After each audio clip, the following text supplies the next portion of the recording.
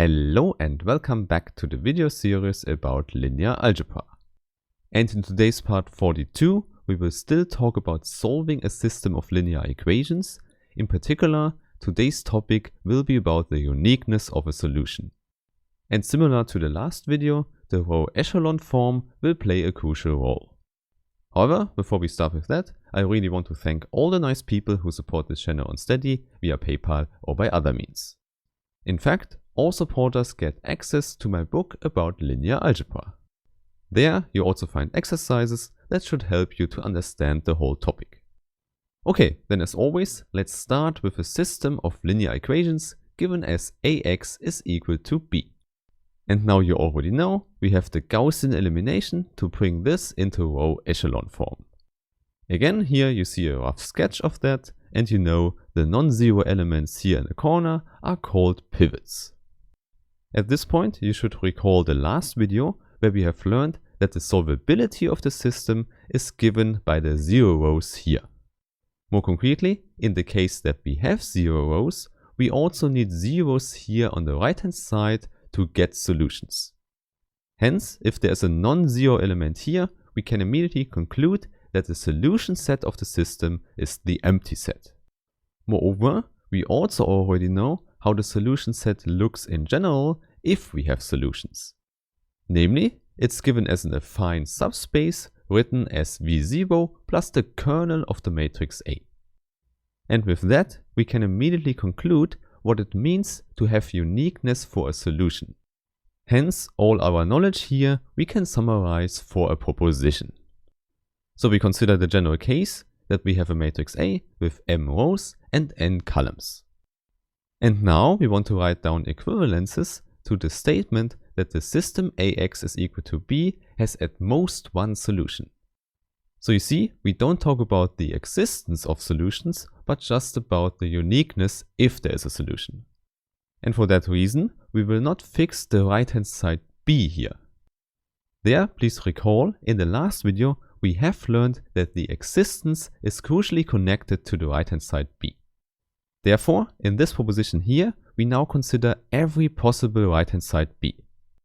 In other words, we want that the statement ax is equal to b has at most one solution is correct no matter which b we choose.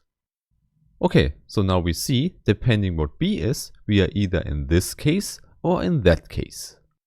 However, please note here, if b is the zero vector, we already know that we are in the second case here.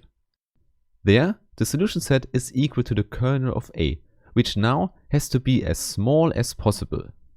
This means it should only contain the zero vector as a solution. So we see, having a trivial kernel is equivalent to the statement that ax is equal to b has at most one solution for every b. Therefore, we can remember that the uniqueness for solutions is completely given by the kernel of the matrix. However, now we also know that the dimension of the kernel was completely given by the row echelon form of A. More precisely, the number of free variables is exactly the dimension of the kernel. Therefore, the trivial kernel requires that there are no free variables. In other words, every variable is a leading variable. So this means in each column you find a pivot. However, of course, zero rows at the bottom are still allowed. So it's not a statement about the rows, it's a statement about the columns. So you could also say the number of pivots is exactly n. However, we also already know that the number of pivots gives us the rank of A. Therefore, we immediately can write down the next equivalence as rank of A is equal to n. Okay, and finally we can describe the most abstract one by considering the linear map Fa. So you know, it's a map that sends Rn to Rm, simply by sending x to Ax. Okay, and there we see the first statement exactly describes that this linear map is injective. Therefore, here please also remember, injectivity of this abstract linear map is connected to the kernel of the matrix.